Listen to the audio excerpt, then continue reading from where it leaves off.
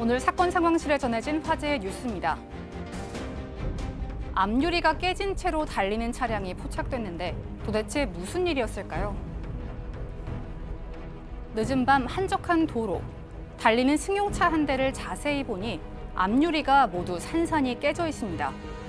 알고 보니 이 차량은 보행자를 치고도 그대로 달아난 뺑소니 차량이었는데요.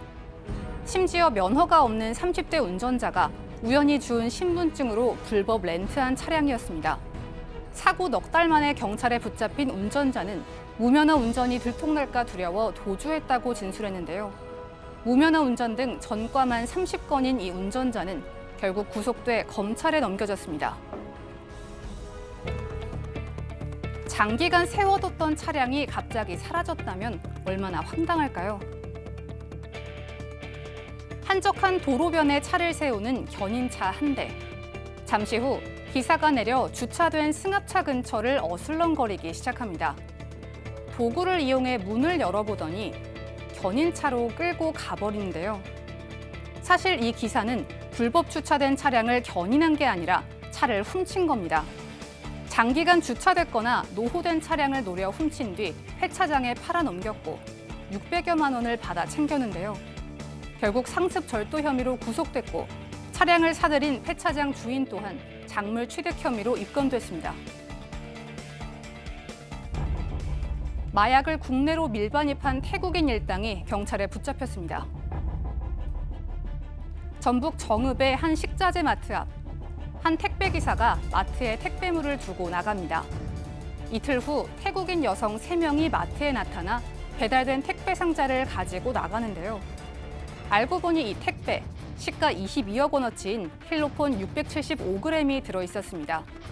비타민 제품으로 위장해 2만 명이 동시에 투약할 수 있는 필로폰을 국제항공 우편을 통해서 국내로 밀반입한 건데요. 경찰은 마약류관리법 위반 혐의로 3명을 구속하고 범행을 도운 나머지 3명도 불구속 입건했습니다. 이른바 정준영 몰카 파문에 연루된 가수 로이킴이 참고인에서 피의자로 신분이 전환됐습니다.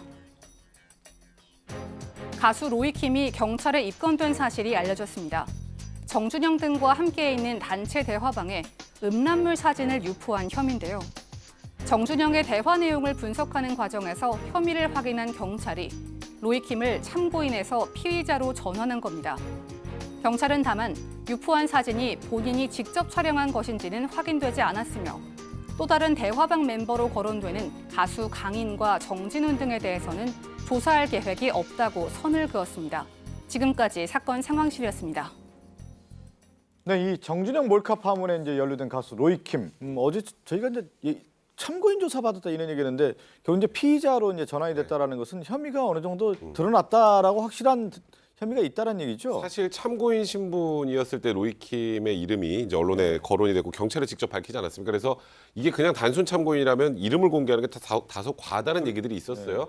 그래서 제가 어떤 얘기를 했었냐면 사실상 피의자인 참고인일 가능성이 많다는 말씀을 드렸었는데 이제 경찰이 정준영의 카톡방의 대화 내용을 분석한 과정에서 이 로이킴 씨도 음란물을 일단 이 소위 말하는 단체 대화방에 올렸다는 사실을 확인을 했는데 다만 이 올렸던 이 음란물이 본인이 직접 촬영한 것인지 아니면 뭐 다른 사람이 촬영한 것을 올린 것인지 그 부분까지는 아직 확인이 되지 않은 상태고요.